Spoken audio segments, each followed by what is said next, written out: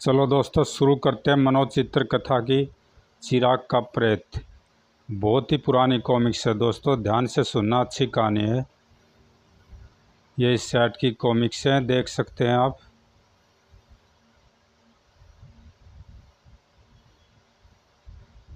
बहुत समय पहले की बात है कि स्वर्णद्वीप में विक्रम सिंह नाम का राजा राज करता था।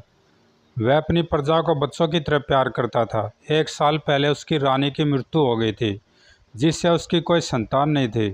दरबारियों एवं महामंत्री आदि ने उसे दूसरी शादी करने के लिए बहुत जोर दिया, लेकिन राजा विक्रम सिंह ने साफ इनकार कर दिया।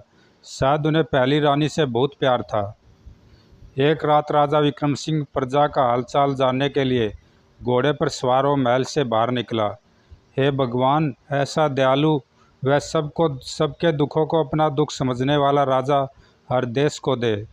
एक शहर में प्रवेश करते ही राजा ने अपना घोड़ा एक पेड़ से बांध दिया और पैदल ही एक ओर को चल दिया।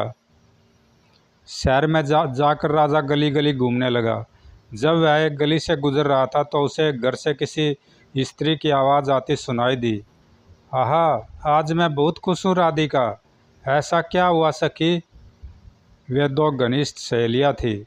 इस बार हमारे खेत में फसल नहीं हुई थी, लेकिन सैनिक नियमानुसार लगान वसूल करने आ गए। जब दूसरे दिन मैंने राजा को सब कुछ बताया और कहा खेती न होने की वजह से हमारे घर में अन्न का एक दाना भी नहीं है, तो जानती हो उन्होंने क्या किया? क्या? उन्होंने हमारा सारा लगान माफ़ कर दिया। इतना ही नहीं बल्कि उन्होंने मुझे बहुत सा धन भी दिया। वास्तव में हमारा राजा देवता है। लेकिन फिर अचानक ही राधिका का चेहरा उदास हो उठा। अरे, यह अचानक तुम उदास क्यों उठी सकी? मैं यह सोचकर उदास हो गई हूँ कि अगर हमारे दयालु राजा की कभी अचानक ही मृत्यु हो जाए तो प्रजा का क्या होगा। क्या मतलब? मतलब यह कि हमारे राजा की पहली पत्नी से कोई संतान नहीं हुई और राजा दूसरी शादी करना नहीं चाहता। अब तुम ही सोचो कि उनके बाद राज्य का उत्तराधिकारी कौन होगा। कौन हमारे दुख सुख का इतना ध्यान रखेगा? हाँ सखी, यह तो वास्तव में एक जटिल प्रश्न है। कहीं ऐसा न हो कि राजा की मृत्यु के बाद राजगद्दी के लोभ में प्रजा में मारकाट मच जाए और इसके साथ ही पूरे देश की खुशहाली एवं शांति समाप्त हो जाए। तुम ठीक कहती हो सखी, राजा को अपने लिए न सही, प्रजा के लिए तो दूसरा विवाह कर ही लेना चाहिए। हाँ, अगर उन्होंने ऐसा नहीं किया तो सारी प्रजा का जीवन अंधकार में हो जाएगा और इस राज्य का उद्धार फिर कभी नहीं हो सकेगा। राजा उससे आगे कुछ नहीं सुन सका। वह जल्दी से अपने घोड़े के पास पहुंचा और उस पर सवार होकर अपने महल की ओर चल पड़ा। ये दोनों युवतियाँ ठीक ही कह रही थी। अब मैं दूसरा विवाह करूँगा, लेकिन अपने लिए नहीं बल्कि प्रजा तथा राज्य के हित के लिए, और ऐसा करना आवश्यक है। राजा महल पहुंचकर बिस्तर पर जा लेटा, लेकिन उस रात उसे जरा भी नींद नहीं आई और वह बेचैनी से बिस्तर पर करवटें बदलता रहा। दूसरे दिन राजा अपना दिल बहलाने के लिए अपने सेनापति व कुछ सैनिकों के साथ शिकार करने जंगल में गया। लेकिन सुबह से दोपहर हो गई, मगर हमें कोई शिकार नहीं मिला। लगता है इस जंगल के सारे जानवर खत्म हो गए हैं। तभी राजा की दृष्टि एक हिरन पर पड़ी। वाह, आखिर एक शिकार दिखाई दे ही गया। बेशक छोटा है, लेकिन खाली हाथ लौटने से वही बेहतर है। और राजा ने बिना सेनापति एवं सैनिकों से कुछ बोले अपना घोड़ा उस हिरन के पीछे दौड़ा दिया, जबकि सैनिक आदि उस हिरन को नहीं देख पाए थे। अरे, यह अचानक महाराज हमें बिना कुछ बताए कहाँ चल दिए? ज़रूर कोई खास बात है। हमें उनके पीछे चलना चाहिए, कहीं वे मुसीबत में न पड़ जाए। आप ठीक कहते हैं, जल्दी चलिए, महाराज काफ़ी दूर निकल चुके हैं। सैनिकों ने पीछा किया, लेकिन तब तक राजा बहुत दूर निकल चुका था। ओ, पता नहीं वे किस दिशा में चले गए। आओ कुछ और आगे चलकर उन्हें ढूंढते हैं। इधर राजा उस हिरन का काफ़ी दूर तक पीछा करने के पश्चात उसका निशाना लेने में सफल हो गया। वो मारा। राजा मर्द हिरन के पास पहुंचा।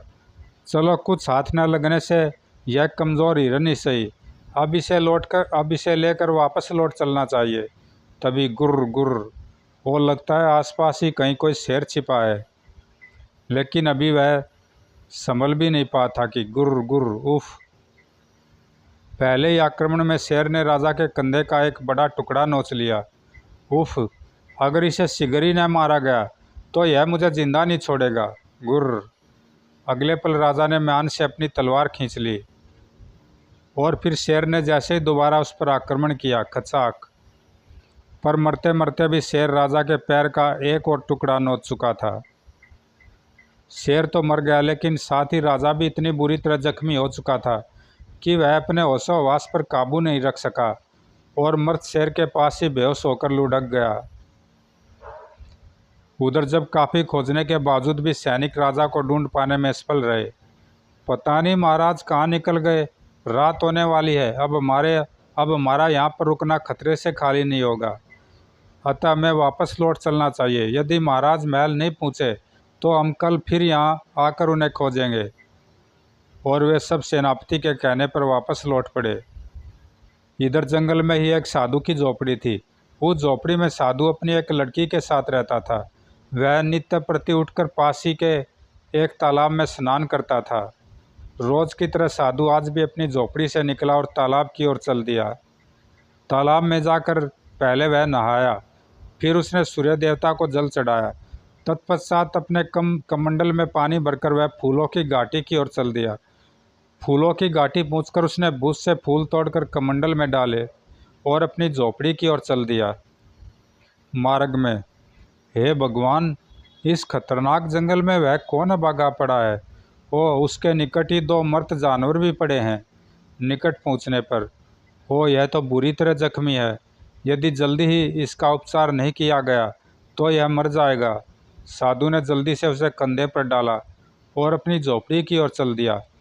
वेशभूषा और चेहरे से तो यह कोई राजा प्रतीत होता है और शिकार करते करते शायद खुद भी शेर का शिकार हो गया है। जब साधु अपनी झोपड़ी में पहुंचा, पिताजी, यह जख्मी कौन है? बेटी, यह तो मैं सबब ही नहीं जानता कि यह कौन है। हाँ, वेशभूषा से कोई राजा या राजकुमार प्रतीत होता है। वास्तविकता तो इसके होश में आने के बाद ही मालूम हो सकेगी, कहकर साधु झोपड़ी में प्रविष्ट हो गया। अंदर जाकर उसने राजा को एक चारपाई पर लिटा दिया। बेटी स्वर्णा, मैं इसके लिए दवा लेने जा रहा हूँ, तब तक तुम गर्म पानी कर इसके जख्मों को साफ कर दो। जी पिताजी। साधु बाहर चला गया और स्वर्णा अपने काम में लग गई। साधु पास ही जाकर कुछ वर्षों की टहनियाँ और पत्तियाँ तोड़ लाया। बेटी, ये कुछ पत्तियाँ और छाल हैं, तुम इन्हें पीसकर पानी में मिलाकर इसे पिला देना और कुछ इसके जख्मों पर बांध देना। मैं अभी इसके हथियार और मुकुट लेकर आता हूँ। बहुत अच्छा पिताजी। अपने पिता के जाने के बाद स्वर्णा ने छाल और पत्तियों को पहले पीसा, फिर उनका कुछ अंश पानी में मिलाकर राजा को पिला दिया और बाकी का उसके जख्मों पर लेप कर दिया। शिगरी, मैं कहाँ हूँ? मुझे यहाँ कौन लाया है और आप कौन हैं? मेरा नाम स्वर्णा है। आप इस समय हमारी कुटिया में है। आपको यहाँ पर मेरे पिताजी लाए हैं। उन्हें आप जंगल में जख्मी पड़े मिले थे। शायद आपकी लड़ाई किसी शेर से हुई थी और आप जख्मी हो गए थे। राजा कुछ सोचने लगा। शीघ्र ही उसे सब कुछ याद आ गया।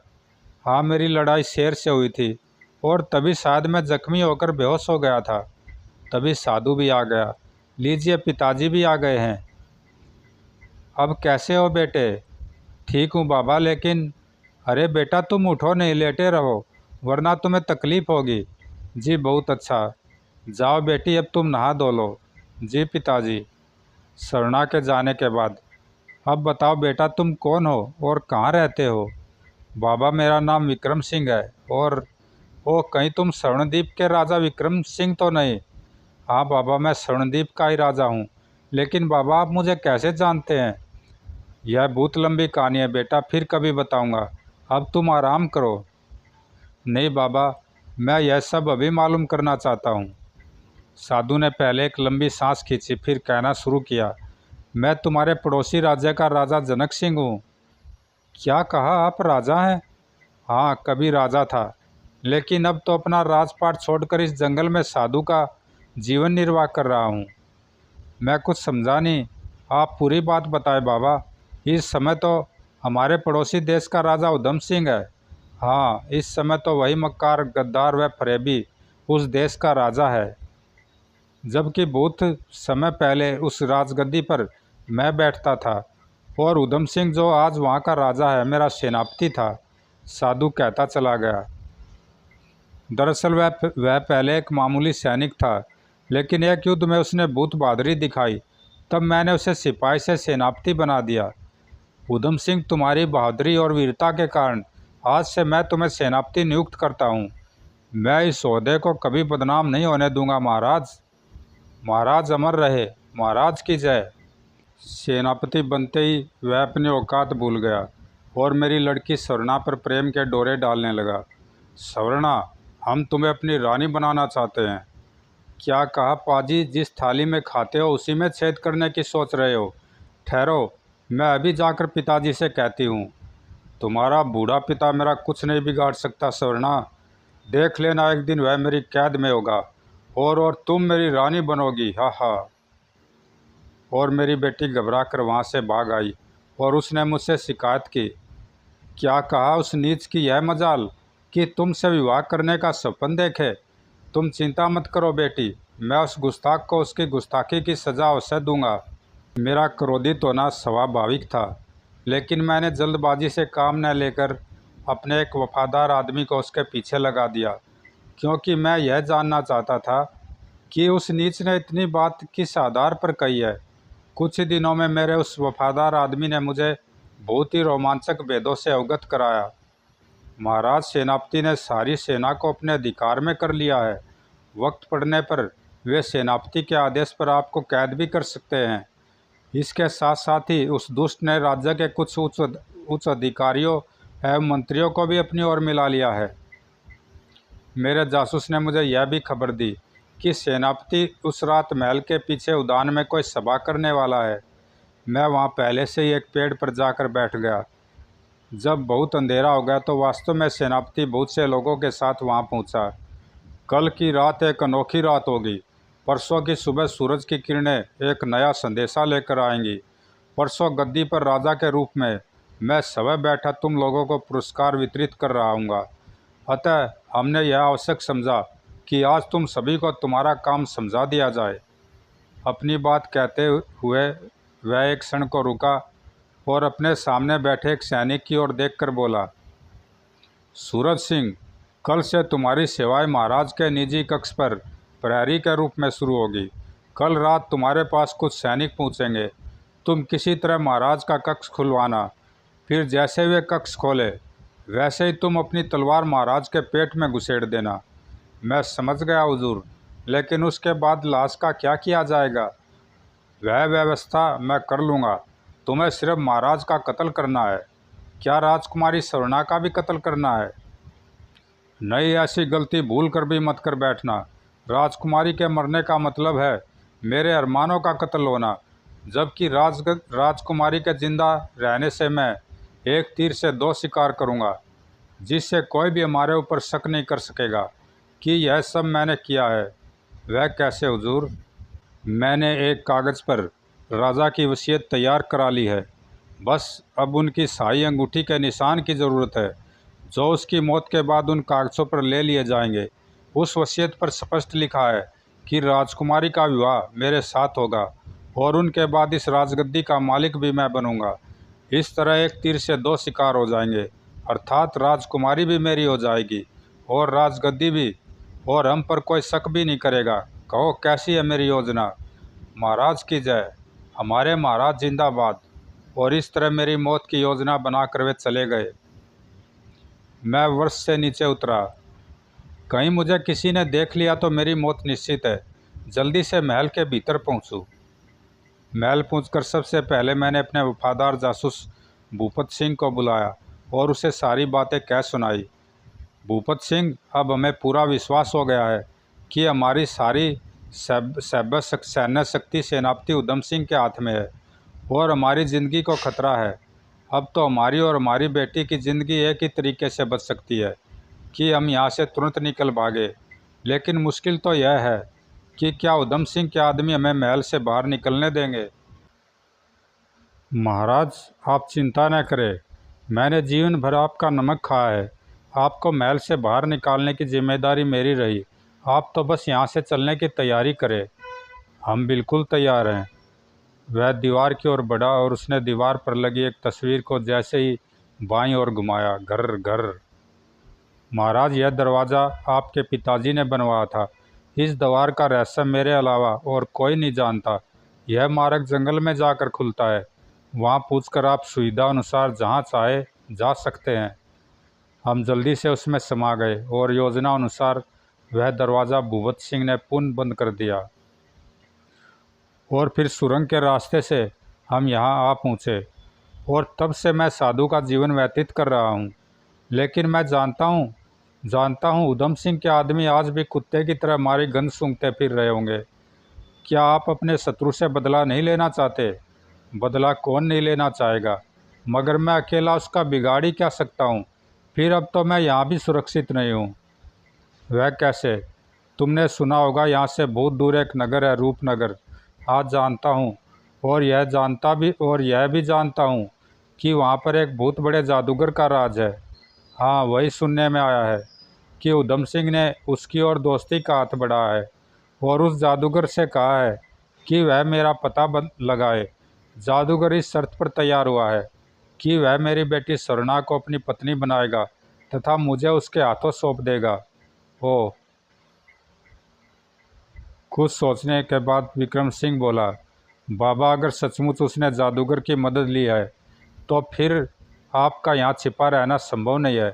सुना है वह जादूगर बहुत सी शैतानी शक्तियों का स्वामी है और उसके लिए कुछ भी करना असंभव नहीं है। हाँ, तुम ठीक कहते हो, लेकिन मुझे अपनी चिंता नहीं है। चिंता है तो सिर्फ अपनी बेटी की।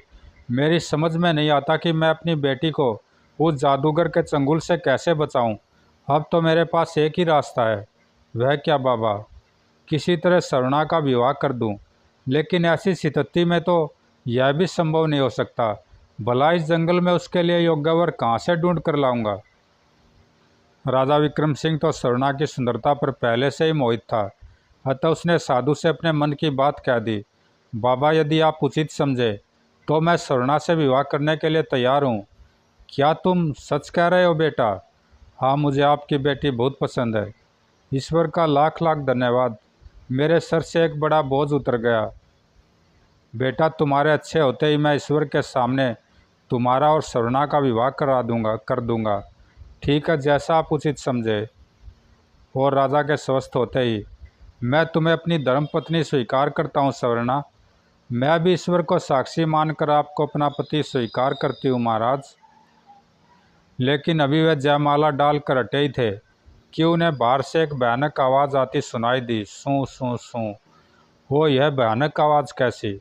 वे तुरंत झोपड़ी से बाहर निकले। बाहर निकलते ही उन्हें जो कुछ दिखाई दिया वह आश्चर्यचकित जनक था।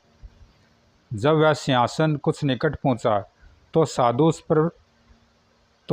उस पर बैठे दो व्यक्तियों में से एक को पहचान कर तुरंत बोल उठा, बेटा, उनमें से एक उधम सिंह है और उसके साथ जो दूसरा व्यक्ति है वह शायद रूपनगर का राजा दुष्ट जादूगर फोंसू है। शीघ्र ही सिंहासन उनके निकट पहुंचकर जमीन पर उतरा। हा हा, कहो साधु महाराज, पहचाना मुझे? ज़रूर पहचान लिया होगा। बहुत दिनों तक छुपे रहे मेरी नज़रों से, लेकिन अब कहाँ छिपोगे? तभी उधम सिंह चौंका। अरे, लगता है यहाँ तो विवाह की तैयारियाँ हो रही हैं। उधम सिंह, विवाह हो नहीं रहा है, बल्कि हो चुका है। अब स्वर्णा और मैं एक दूसरे के जीवन साथी हैं। आपकी तारीफ। मुझे विक्रम सिंह कहते हैं, आपके पड़ोसी राज्य स्वर्णद्वीप का राजा हूँ। हा हा, तो आप राजा विक्रम सिंह हैं। आप यहाँ रंगरलियाँ मना रहे हैं और आपके राज्य के लोग परेशान हैं। बेचारे सभी पदाधिकारी जंगल में इधर उधर आपकी तलाश कर रहे हैं। जाइए, अपने घर जाइए। हमारी तुमसे कोई शत्रुता नहीं है। हमें तो यह साधु चाहिए, यानी तुम्हारा ससुर। हा हा हा हा। और मुझे स्वर्णा चाहिए, मैं इसे अपनी रानी बनाऊंगा। हा हा। मुझे बचाओ नाथ, नहीं तो यह राक्षस मुझे जीवित नहीं छोड़ेगा। जब तक मैं जीवित हूँ तुम्हें कोई हाथ भी नहीं लगा सकता स्वर्णा। कहने के साथ ही राजा विक्रम सिंह ने म्यान से अपनी तलवार निकाल ली। अगले ही पल उसने तलवार का भरपूर वार जादूगर की गर्दन पर किया तलवार गर्दन से टकराई और दूसरी ओर निकल गई, मगर गर्दन नहीं कटी। है यह कैसा चमत्कार! तू तो क्या मुझे कोई नहीं मार सकता, मैं अमर हूँ, हा हा। कहने के साथ ही उसने झपट कर स्वर्णा की बाँह पकड़ ली। हा हा, अब तुझे कोई नहीं बचा सकता लड़की, तुझे मेरी रानी बनकर ही रहना होगा। बचाओ नाथ, बचाओ बचाओ। विक्रम सिंह जैसे ही स्वर्णा को बचाने के लिए आगे बढ़ा, उधम सिंह उससे भिड़ गया। लेकिन शिगरी, बे बचाओ बचाओ। जादूगर ने तुरंत पलट कर देखा, फिर धरती से थोड़ी सी मिट्टी उठाकर कोई मंत्र पढ़ने लगा। मंत्र पढ़कर उसने मिट्टी राजा विक्रम सिंह की ओर उछाल दी। मिट्टी के लगते ही विक्रम सिंह का धड़ पत्थर का हो गया। हा हा, अब इसी तरह खड़ा खड़ा अपनी जिंदगी को रोता रहे मूर्ख राजा, हा हा। जादूगर ने फिर मिट्टी उठाई और इस बार साधु यानी राजा जनक सिंह के ऊपर उछाल दी। मिट्टी के गिरते ही सिर को छोड़कर उनका भी सारा शरीर पत्थर का हो गया। उसके बाद जादूगर ने स्वर्णा को अपने कंधे पर डाला और सिंहासन की ओर बढ़ गया। मैं सोच रहा था कि तुम लोगों को मौत के घाट उतार दूं, लेकिन नहीं, अब नहीं मारूंगा। तुम दोनों अब इसी तरह जीवन भर जिंदगी के लिए तरसते रहोगे। फिर उधम सिंह भी जाकर जादूगर के बराबर में बैठ गया। तब जादूगर ने कोई मंत्र पढ़ा और सिंहासन ऊपर उठने लगा और देखते देखते उनकी आंखों से ओझल हो गया। अब क्या होगा विक्रम बेटे, हम दोनों तो किसी मतलब के नहीं रहे। इससे तो अच्छा होता वह हमें जान से मार डालता। मुसीबत में इस साहस और धैर्य की परख होती है पिताजी, हिम्मत न हारे। कम से कम इतना तो है कि हम लोगों के सिर पत्थर के नहीं हुए, वरना हम किसी से अपनी पीड़ा भी नहीं कह पाते। तुम ठीक कहते हो बेटा, लेकिन यहाँ जंगल में हमारी बात सुनने के लिए कौन आएगा? आसपास तो क्या दूर दूर तक कोई नहीं है। वह देखे पिताजी, सामने से दो साधु आ रहे हैं, शायद वे ही हमारी कुछ मदद कर सके। ओ शिगरी, बाबा जी हमारा प्रणाम स्वीकार करे, आयुष्मान हो। तुम दोनों कौन हो बदर, और तुम्हारी यह हालत किस जालिम ने की है? तब राजा जनक ने उसे सारी कहानी सुना दी। सचमुच तुम दोनों के साथ बहुत बुरा हुआ है। रूपनगर का वह जादूगर बहुत शैतान है। वह तुम्हारी पत्नी से ज़बरदस्ती विवाह करने की कोशिश करेगा। मैं उसे अच्छी तरह जानता हूँ। वो आप उसे जानते हैं बाबा? हाँ, मैंने सैकड़ों वर्ष रूपनगर की पहाड़ियों पर तपस्या की है, इसलिए उसके बारे में काफ़ी कुछ जानता हूँ। आप महान हैं बाबा, हमारी कुछ मदद कीजिए। अन्याय और अत्याचार के खिलाफ किसी की भी मदद करना मेरा पहला धर्म है। बोलो बेटे, मैं तुम्हारी क्या मदद कर सकता हूँ? जो भी आप अधिक से अधिक कर सके। सुनो बेटे, मैं तुम्हारी 3 तरह से मदद कर सकता हूँ। एक तो तुम्हारा शरीर पहले की तरह कर सकता हूँ, दूसरे तुम्हारी पत्नी को सुहाग दान दे सकता हूँ, और तीसरे उस जादूगर को मारने का तरीका बता सकता हूँ। इसके अतिरिक्त मैं स्वयं न तो जादूगर को मार सकता हूँ और न ही उससे मंत्रों से जीत सकता हूँ। बाबा जी, आपकी यह मदद तो मेरे लिए सफलता के सभी द्वार खोल देगी। मैं आपका यह उपकार कभी नहीं भूलूंगा। राजा की बात सुनकर साधु मुस्कुराया। फिर उसने ज़मीन पर पड़ी मिट्टी उठाई और कोई मंत्र पढ़ने के बाद उन दोनों पर डाल दी। तुरंत ही वे पुनः पहले की तरह हो गए। प्रणाम मुनिवर, कृपा मेरी पत्नी को सुहाग दान दे दीजिए, जिससे वह जादूगर बलात् उसे अपनी पत्नी न बना सके। बेटा, अबला की रक्षा करना मेरा पहला कर्तव्य है। तुम्हारी पत्नी को अब कोई छू भी नहीं सकेगा। कहकर साधु ने अपने गले में पड़ी हुई माला उतारी और कोई मंत्र पढ़कर फूंक मारी। अगले ही पल, जाओ, रूपनगर में स्वर्णा नाम की जो राजकन्या जादूगर फोंसू के कब्जे में है, उसके सतीत्व की रक्षा करो। आदेश मिलते ही माला एक और उड़ चली। अब यह माला कुछ देर में ही तुम्हारी पत्नी के गले में पड़ जाएगी, और जब तक यह माला तुम्हारी पत्नी के गले में रहेगी, तब तक तुम्हारे अलावा कोई भी व्यक्ति उसकी छाया तक को भी छू नहीं सकेगा, चाहे वह दुष्ट जादूगर ही क्यों न हो। मेरे सिर से बहुत बड़ा बोझ उतर गया बाबा जी।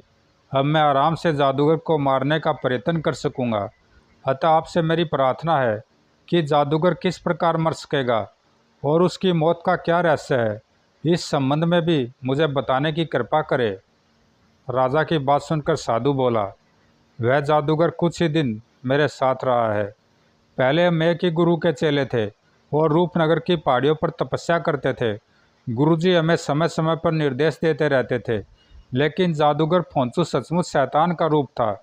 मैं विद्या मंत्र की क्रियाएं करता था और वह शैतान अविद्या मंत्र की। अभी साधु अपनी बात पूरी भी नहीं कर पाया था कि राजा विक्रम सिंह बीच में बोल उठा। यह विद्या मंत्र और अविद्या मंत्र क्या होता है बाबा?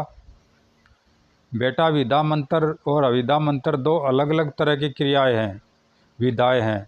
विद्या मंत्र को जानने वाले जन कल्याण का कार्य करते हैं और दुखी प्राणियों की तन मन और धन से मदद करते हैं। परोपकार के लिए विद्या तंत्र के ज्ञाता अपनी जान भी दे सकते हैं। इसके ठीक विपरीत अविद्या मंत्र वह शक्ति है जो लोगों की बुराई के लिए काम में लाई जाती है। इस मंत्र के पुजारी दूसरों को घोर पीड़ा पहुंचाकर अपना स्वार्थ सिद्ध करते हैं। वे लोग अपने स्वार्थ के लिए किसी की जान भी लेने में नहीं हिचकिचाते। इसमें उन्हें बड़ा आनंद मिलता है। जादूगर फोंसू इसी श्रेणी का आदमी है। गुरुदेव ने बहुत चाहा कि वह सही रास्ते पर आ जाए। उन्होंने उसे अविद्या मंत्र के दुष्परिणाम भी बताए, लेकिन वह नहीं माना। फलस्वरूप गुरुजी ने उसे अपने आश्रम से निकाल दिया। आश्रम से निकलकर उसने अपनी साधना अलग से शुरू कर दी और अविद्या मंत्र का स्वामी बनकर रूपनगर का राजा बन गया। मगर बाबा, वह मेरी तलवार से मरा क्यों नहीं? उसके शरीर में एक प्रेत है जो उसके शरीर की रक्षा करता है। प्रेत की सूक्ष्म किरणें जादूगर के शरीर को घेरे रहती हैं, इसलिए वह नहीं मरता। हाँ, उसे मारने से पहले यदि उसके भीतर मौजूद प्रेत को मार दिया जाए तो उसे मारा जा सकता है, और उसके भीतर मौजूद प्रेत को केवल चिराग का प्रेत ही मार सकता है। चिराग का प्रेत? हाँ, चिराग का प्रेत। वह दुनिया का सबसे बड़ा प्रेत है।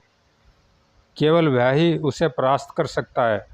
अगर तुम किसी तरह उस प्रेत को अपने वश में कर सको तो तुम उस जादूगर से जीत सकते हो और अपनी पत्नी को प्राप्त कर सकते हो। ओह, वह चिराग का प्रेत मुझे कहाँ मिलेगा और उस प्रेत को मैं वश में कैसे कर सकूंगा बाबा? यहाँ से दक्षिण दिशा की ओर एक विशाल समुंदर है। उस समुंदर के बीच में एक टापू है, उसका नाम शीशागिर है। उस शीशागिर टापू पर एक झील है। उसी झील में वह शीशे का चिराग पड़ा है। उस चिराग को 3 बार रगड़ने पर वह प्रेत प्रकट होता है और अपने मालिक का काम करता है। लेकिन क्या बाबा? बेटा, उस चिराग को हर एक व्यक्ति नहीं प्राप्त कर सकता। सवैध जादूगर फोंसू ने भी उस चिराग को प्राप्त करना चाहा था, लेकिन वह भी उसे पाने में सफल न हो सका। अगर वह चिराग उसे मिल जाता तो फिर वह बहुत बड़ी शक्ति का स्वामी बन जाता और तब उसे कोई किसी प्रकार भी मार नहीं सकता था। फिर वह चिराग किस तरह प्राप्त किया जा सकता है बाबा? पहले तुम्हें ऐसे व्यक्ति की तलाश करनी होगी जो शुक्ल पक्ष में रविवार के दिन पैदा हुआ हो, जिसके लिए गुरु की दिशा बलवान हो। ऐसा व्यक्ति उस द्वीप में जाए और उस झील में घुसकर उस चिराग की खोज करे तो निश्चित रूप से वह उस चिराग को प्राप्त कर सकता है। लेकिन उस चिराग को प्राप्त करने के लिए उसे भी बड़ी हिम्मत और बुद्धिमानी से काम लेना होगा, क्योंकि उस झील में एक विचित्र जानवर रहता है जो अत्यंत जहरीला है। साधु की बातें सुनकर राजा की आंखें चमक उठी। वह बोला, बाबा, आपकी कृपा से मुझे ऐसे व्यक्ति को खोजने की आवश्यकता नहीं होगी, क्योंकि मैं स्वयं शुक्ल पक्ष में रविवार के दिन पैदा हुआ हूँ और मेरे लिए ज्योतिषियों ने जन्मपत्री में गुरु की दिशा भी बलवान बताई है। फिर तो तुम्हारी विजय निश्चित है। जाओ बेटा, मेरा आशीर्वाद तुम्हारे साथ है और मेरी ईश्वर से प्रार्थना है कि तुम अपने उद्देश्य में सफल हो। राजा ने साधु से विदा ली और अपने ससुर के साथ झोपड़ी से अपना धनुष बाण आदि लेकर अपनी मंजिल की ओर चल पड़ा। उधर जादूगर फोंसू उधम सिंह को उसके देश में छोड़कर रूपनगर अपने महल में पहुंचा। जाओ, इस लड़की को मेहमान खाने में ठहरा दो, लेकिन ध्यान रहे यह भागने न पाए। इसे जिस चीज़ की आवश्यकता हो दे देना। याद रखना, यह तुम्हारी होने वाली महारानी है, समझी? जी महाराज। दासी ने स्वर्णा को मेहमान खाने में पहुंचा दिया। वहाँ पर उसकी हर एक ज़रूरत का ध्यान रखा जाने लगा। बेशक स्वर्णा जादूगर फोंसू की कैद में थी, लेकिन रूपनगर में यह जानकर खुशियाँ मनाई जा रही थी कि शीघ्र ही उनके राजा का विवाह राजकुमारी स्वर्णा से होने वाला है। दूसरे दिन स्वर्णा जब महल के बाहर बने उद्यान में एक वृक्ष के नीचे शोकाकुल बैठी थी तो उसे हवा में तैरती रुद्राक्ष की एक माला अपनी ओर आती दिखाई दी। इससे पहले कि वह कुछ समझे, वह माला उसके गले में आकर पड़ गई। ओह, कहीं यह माला उस नीच जादूगर ने मुझे वश में करने हेतु तो नहीं भेजी। जरूर यही बात होगी, मैं इसे अभी उतार फेंकती हूँ। यह सोच उसने जैसे उस माला को उतारना चाहा, माला में पड़ा हुआ बीच का एक दाना बोल उठा, ठहरो रानी, मुझे भूलकर भी अपने गले से अलग मत करना, वरना संकट में पड़ जाओगी। ओह, तुम कौन हो और क्या चाहते हो? पहले मुझे अपने बारे में बताओ, उसके बाद ही मैं सोचूंगी कि मुझे क्या करना चाहिए। और माला का वह रुद्राक्ष पुनः बोल उठा, मैं बाबा शंकर के गले की माला हूँ। वह जंगल से गुजर रहे थे तो तुम्हारे पति और पिता को पत्थर की मूर्ति के रूप में देखा। उनको दया आ गई और उन्होंने अपनी मंत्र शक्ति से तुम्हारे पति और पिता को पहले जैसा कर दिया है। साथ ही मुझे तुम्हारी रक्षा के लिए भेजा है। जब तक मैं तुम्हारे गले में पड़ी रहूँगी तब तक सिवाय तुम्हारे पति के जादूगर या और कोई भी पराया आदमी तुम्हारे शरीर को हाथ भी नहीं लगा सकेगा। ओ, मेरे पति इस समय कहाँ हैं? बाबा ने उन्हें जादूगर को मारने का एक उपाय बताया है, वे उस कार्य को पूरा करने गए हैं। इतना कहकर वह रुद्राक्ष खामोश हो गया। लेकिन इतना सुनकर स्वर्णा प्रसन्नता से नाचने लगी। तभी जादूगर फोंचू अपने कुछ अनुचरों के साथ वहां आ पहुंचा। स्वर्णा को नाचते देखकर वह एक वृक्ष के पीछे खड़ा हो गया। शायद वह इस विवाह से बहुत खुश है। इसके अलावा और कोई कारण हो भी क्या सकता है? जब नाचते नाचते स्वर्णा थक गई तो वह हरी हरी घास पर लेट गई। तभी, बहुत खूब, सचमुच मेरी रानी इतना अच्छा नाचती होगी, यह तो मैंने कभी सोचा भी नहीं था। मैंने तो केवल तुम्हारी रूप की चर्चा सुन रखी थी, इसलिए तुम्हें पाने की लालसा से मैंने उधम सिंह से समझौता किया था। हा हा, जादूगर, तू आदमी नहीं बल्कि एक ऐसा घिनौना जानवर है जिससे गणना करना भी गणना का अपमान है। मैं तुझसे घोर नफरत करती हूँ। इस जन्म में तो क्या, तू 7 जन्म में भी मुझे हाथ नहीं लगा सकता। स्वर्णा को क्रोधित देखकर एक क्षण के लिए जादूगर को आश्चर्य हुआ। फिर कुछ सोचकर वह मुस्कुरा उठा और बोला, मैं जानता हूँ कि तुम झूठी नाराजगी प्रकट कर रही हो, जबकि वास्तविकता यह है कि तुम हृदय से मुझे प्यार करती हो। आख थू, तू गंदी नाली का कीड़ा है। कुत्ते, दूर हो जा मेरी नज़रों से, नहीं तो मैं तेरा खून पी जाऊंगी। जादूगर अपने अनुचरों के सामने अपना अपमान न सह सका और, ठहर मूर्ख स्त्री, मैं तुझे अभी इसका मजा चखाता हूँ। और जादूगर ने अभी स्वर्णा का हाथ पकड़ा ही था कि उसे इतनी जोर का झटका लगा। आई, अगर तू अपनी खैर चाहता है मूर्ख, तो मुझे वापस मेरे पति के पास पहुंचा दे, वरना तेरी हालत इससे भी बुरी होगी। मूर्ख स्त्री, मैं तुझे इसकी सज़ा ज़रूर दूंगा। ठहर, मैं अभी आता हूँ। और जादूगर क्रोध से पैर पटकता हुआ अपने अनुचरों के साथ अपने साधना गृह की ओर चल दिया। इधर 7 दिन के लगातार यात्रा के बाद राजा विक्रम सिंह अपने ससुर के साथ समुद्र के बीच में बने सीसागिर नामक उस द्वीप पर पहुंचा, जहां चारों तरफ शीशा ही शीशा था। उफ, चमक इतनी तेज है कि आंखें भी नहीं खोली जा रही। इस तरह मुंह ढांपे ही धीरे धीरे आगे बढ़िए पिताजी, वह झील यहाँ से ज़्यादा दूर नहीं है। धीरे धीरे चलते हुए दोनों एक झील के किनारे जा पहुँचे। यही है वह झील जिसके बारे में बाबा जी ने बताया था। लेकिन इस झील में जो जहरीला जानवर है उससे कैसे निपटा जाएगा? लेकिन शीघ्र ही उस जानवर को ख़त्म करने की एक युक्ति विक्रम सिंह के दिमाग में आई और उसने अपने कपड़ों की पोटली बनाकर एक रस्सी से बांधकर पानी में फेंक दिया और दूसरा सिरा हाथ में पकड़ लिया। जल्दी ही एक विचित्र सा जानवर जीते जागते मानव की तरह उस पोटली से लिपट गया। राजा ने तुरंत रस्सी का सिरा अपने पांव के नीचे दबाया और धनुष बाण उठा लिया और सर वहाँ वो मारा। अगले ही पल राजा ने उस जानवर की लाश को रस्सी से लपेटकर बाहर निकाला और झील में कूद गया। छपाक। कुछ देर बाद जब राजा झील से बाहर निकला, वाह बेटे, तुमने तो कमाल ही कर दिया। राजा ने पोटली से अपने वस्त्र निकाल कर पहन लिए। फिर जैसे ही उसने चिराग को 3 बार घिसा, उसमें से धुएं के रूप में एक प्रेत की सी आकृति निकलने लगी। फिर देखते ही देखते उस आकृति ने एक विशालकाय प्रेत का रूप धारण कर लिया। क्या हुक्म है मेरे आका, मुझे क्या करना है? सबसे पहले तुम हम दोनों को रूपनगर में वहाँ ले चलो जहाँ मेरी पत्नी स्वर्णा है। अभी लो मेरे आका। आप दोनों मेरी हथेली पर बैठ जाइए। अगले ही पल प्रेत उन्हें लिए रूपनगर की ओर उड़ चला। थोड़ी सी गायब है दोस्तों, फिर भी समझ में आ जाएगी। उस दुष्ट जादूगर के शरीर में विराजमान प्रेत को मार दो। अभी लो मेरे आका। जादूगर को सारा माजरा समझते देर न लगी। वह अभी भागना ही चाहता था कि प्रेत ने झपट कर उसे पकड़ लिया। मुझे छोड़ दो। ज़रूर छोड़ दूंगा, लेकिन पहले अपने भीतर मौजूद उस डरपोक प्रेत को बाहर निकालो। भयभीत तो पोंचू ने तुरंत अपने शरीर से अपने प्राण रक्षक प्रेत को बाहर निकाल दिया। तुम इसे निपटो और मेरी जान बख्शो। आई स्वामी, अपने रक्षक को ही मौत के मुंह में झोंक रहे हो। तभी चिराग के प्रेत ने उसे जकड़ लिया। मेरे आका, तुम अपने दुश्मन को संभालो, मैं अपने दुश्मन से निपटता हूँ। ठीक है। विक्रम सिंह तुरंत म्यान से तलवार निकालकर जादूगर फोंचू से भिड़ गया। दूसरी तरफ दोनों प्रेतों में घमासान युद्ध छिड़ गया, लेकिन शीघ्र ही सच्चाई की जीत हुई। आई खचाक आ हू।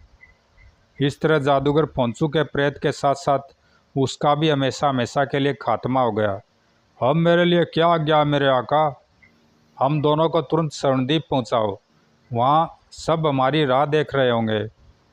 आइए आप सब मेरी हथेली पर बैठ जाइए। उन सब के हथेली पर बैठते ही प्रेत उन्हें लेकर स्वर्णद्वीप की ओर उड़ चला। जब विक्रम सिंह अपनी पत्नी स्वर्णा व ससुर के साथ स्वर्णद्वीप पहुंचा, तो प्रजा के साथ साथ दरबारी व मंत्रीगण आदियों ने उनका भव्य स्वागत किया। महाराज विक्रम सिंह की जय हो।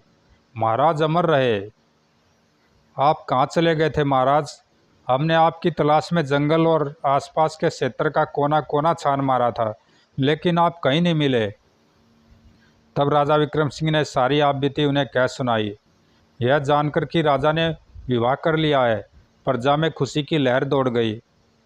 दूसरे दिन ही राजा ने शीशे के चिराग के प्रेत और अपनी सेना के साथ पड़ोसी यानी राजा जनक सिंह के राज्य पर चढ़ाई कर दी। आ बचाओ, हाय मरा, आई आ। विक्रम सिंह की विशाल सेना और प्रेत के सामने उधम सिंह और उसके सैनिकों के पैर ज़्यादा देर तक टिक न सके। भागो, जान बचाओ और शीघ्र ही मेरी जान बख्श दीजिए महाराज। मैं शहर से अपना राजपाट आपको देने के लिए तैयार हूँ। उधम सिंह, अब तुम्हें कोई नहीं बचा सकता। अपने भगवान को याद कर लो। कहने के साथ ही आई राजा विक्रम सिंह ने अपने ससुर का राज्य उन्हें वापस कर दिया और अपनी राजधानी पहुंचकर अपनी रानी के साथ सुखपूर्वक रहने लगा। समय आने पर रानी स्वर्णा ने एक सुंदर बालक को जन्म दिया। अपने भावी राजा के जन्म लेते ही प्रजा के दिल में उठ रही तमाम शंकाएं जाती रही और पूरे राज्य में फिर से प्रसन्नता की लहर दौड़ गई। समाप्त दोस्तों, बहुत अच्छी कहानी थी। ज़रूर लाइक सब्सक्राइब करना, कमेंट में बताना कैसी लगी। धन्यवाद दोस्तों।